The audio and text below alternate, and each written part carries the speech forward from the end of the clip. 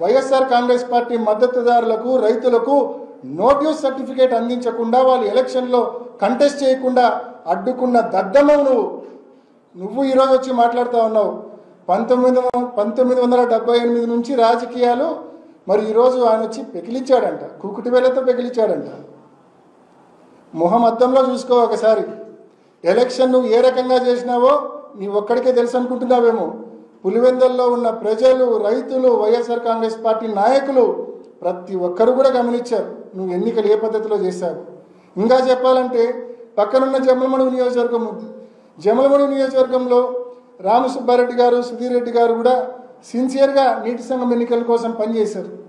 మరి అక్కడ కూడా మీరు చూస్తే నిన్న ఒక వీడియో ఫుటేజ్ కూడా రోజంతా సర్క్యులేట్ అయింది.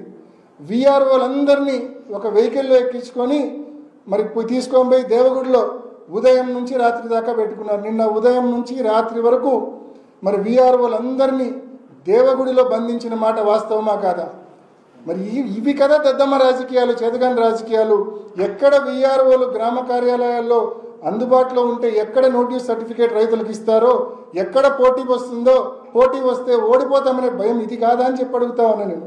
ఇవన్నీ తప్పించుకోవడం కోసం కన్వీనియంట్గా వీఆర్ఓలందరినీ జైల్లో ఖైదీలను బంధించినట్టు బంధించి నోటీస్ సర్టిఫికేట్ ఏ ఒక్కరికి రాకుండా చేసి ఎవరు కంటెస్ట్ చేయకుండా చేసుకొని ఈరోజు దీన్ని గెలుపని చెప్పుకుంటున్నావే, ఇంతకంటే సిగ్గుచేటు ఉంటుందా అని చెప్పి నేను అడుగుతా ఉన్నా. కాబట్టి ఇటువంటి దిక్కుమాలిన రాజకీయాలు పక్కన పెట్టు. పోలీసులను, రెవెన్యూ అధికారులను అడ్డం పెట్టుకొని చేసే దద్దమ్మ రాజకీయాలు పక్కన పెట్టు. ప్రజాస్వామ్యబద్ధంగా నడుచుకోమని చెప్పి తెలుగుదేశం నాయకులకు హితువు పలుకుతా ఉన్నా. Thank you.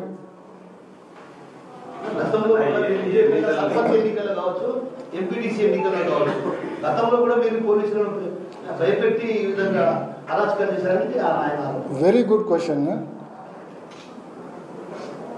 2020-21లో YSR Congress party అధికారంలో ఉన్నప్పుడు సర్పంచ్ ఎన్నికలు జరిగినాయి, ఎంపీటీసీ ఎన్నికలు జరిగినాయి. ఈరోజు ఏదైతే పెద్ద మనిషి రవీంద్రనాథ్ రెడ్డి అని కసునూరు ఆయన ప్రెస్ మీట్ పెట్టి మాట్లాడినాడు కదా, టీడీపీ ఇన్ఛార్జ్, వాళ్ళ కసునూరులో కూడా ఫ్రీ పోలింగ్ జరిగింది. వాళ్ళ అభ్యర్థి, తెలుగుదేశం అభ్యర్థి ఎవరైతే కంటెస్ట్ చేశారో వాళ్ళు వీఆర్ఓ దగ్గరకో పంచాయత్ సెక్రటరీ దగ్గరకో పోయి నోటీస్ అడిగితే వైఎస్ఆర్ కాంగ్రెస్ పార్టీ ప్రభుత్వం అప్పట్లో నోటీస్ సర్టిఫికేట్ ఇష్యూ చేసింది. వాళ్ళు స్వేచ్ఛగా కంటెస్ట్ చేశారు. ఫ్రీ పోలింగ్ జరిగింది. 300 పైచీలకు ఓట్లతో బీటెక్ రవి గారు ఓడిపోయారు సర్పంచ్గా. వాళ్ళ అభ్యర్థి ఓడిపోవడం జరిగింది సర్పంచ్గా. అంటే స్వేచ్ఛగా ఒక్క సింహాదిపురం మండలంలోనే చెప్తా ఉన్నా, ఆయన సొంత ఊరు చెప్తా ఉన్నా నేను. ఆయన పక్కనే ఉన్న నంద్యాలంపల్లిలో పోటీ జరిగింది టీడీపీకి, వైసీపీకి. సో మండల్ హెడ్ క్వార్టర్ పెద్ద ఊరైన సింహాదిపురంలో పోటీ జరిగింది టీడీపీకి, వైసీపీకి. చౌవారిపల్లిలో పోటీ జరిగింది టీడీపీకి, వైసీపీకి.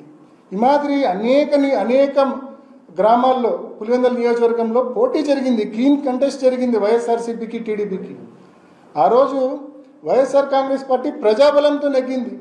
మాకు ప్రజాబలం మీద నమ్మకం ఉంది, ప్రజలపైన నమ్మకం ఉంది. కాబట్టి స్వేచ్ఛగా, ధైర్యంగా ఎవరు వేడిగినా నోటీస్ సర్టిఫికేట్ ఇచ్చాం, ఎవరు నామినేషన్ చేసినా వ్యాలిడ్ అన్నాం, ఎవరు వచ్చి కంటెస్ట్ చేసినా గెలుస్తామని, నెగ్గుతామనే నమ్మకం, విశ్వాసంతో మేము రాజకీయాలు చేసినాం. ఈ మాదిరి నిలబడే అభ్యర్థులకు నోటీస్ సర్టిఫికేట్ అందకుండా చేసే దద్దమ్మ రాజకీయాలు ఏ రోజు చేయలేదు, ఏ రోజు చేయబోము కూడా మేము.